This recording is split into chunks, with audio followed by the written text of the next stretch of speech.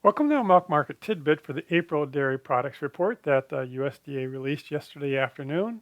This is Dr. Lawrence Jones, and I'm recording this around noon on Friday, June the 5th. So the Dairy Products Report does tie everything together for the month of April. And what we're interested in is the cheese production, and overall that was revised up in March, and also butter production, which was actually revised down just a little bit. Now, according to the typical, I was underestimating what the cheese production actually came in. StoneX actually overestimated it a little bit. And relative to butter, it was significantly lower than both StoneX and what my projections were. So we start to plot all of this stuff out. This is the daily cheese production. We've been on this upward trend, and right now we are right on that upward trend. And there's no denying that this particular cheese production was the highest on record. Not only the highest for any April, but the highest overall. And if we look at how it came in relative to the expectation, it was above what we'd expected, and the p-value is 0.02, so I would say there was a significant increase in cheese beyond what we would normally expect. Now, American cheese only makes up a fraction of the total cheese. That's been on an upward trend, but we really started dropping in 2024. Right now, the American cheese production is the highest excluding last year. Now, there's been a lot made of the fact that cheese production is down from last year, but I would actually declare that that's an outlier. I think we need to look at a bigger picture here, and I would say that this is a very hefty amount of American cheese. Cheddar cheese is about the same thing because it makes up a big portion of the American cheese. Upward trend started coming down in 2024. And this cheese production actually came down significantly the last couple months. But again, it's more reminiscent of what we had back here in 2021, 2022. And remember that our milk prices are all based on cheddar cheese. The other cheeses only matter as they pull cheese away from cheddar.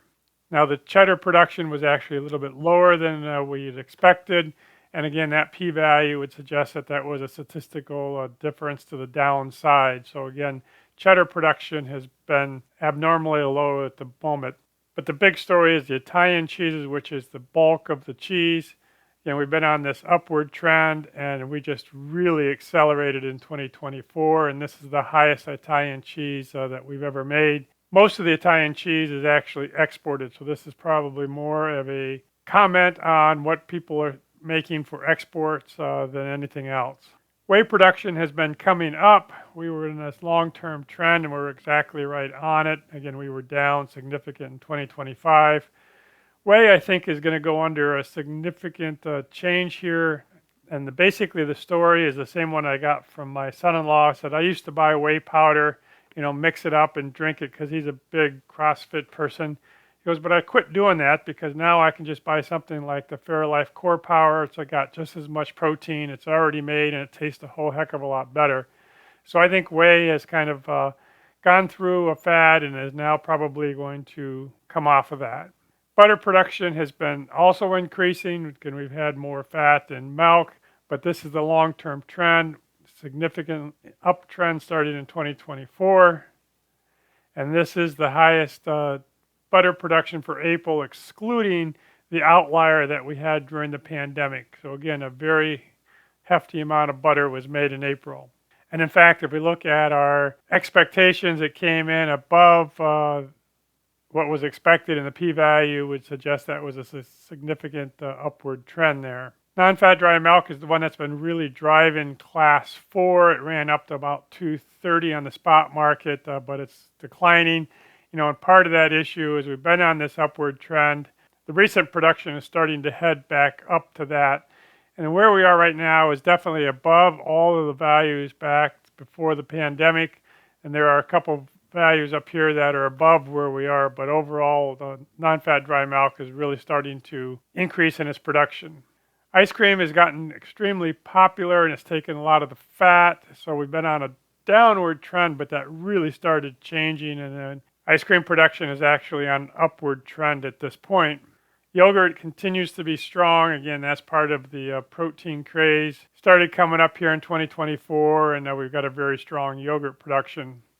And then the one that I always shake my head at is cottage cheese. It has really gone up here. We're at the highest value we've ever had, and it started here in 2024. Cottage cheese has really become the high protein food that some of the athletes are really starting to go after. So this concludes the dairy products report. Our next milk market tidbit will be for the Cisco uniform prices that come out next Friday. And then after that, it's going to be a while before we get the milk production and cold storage report clear into late June.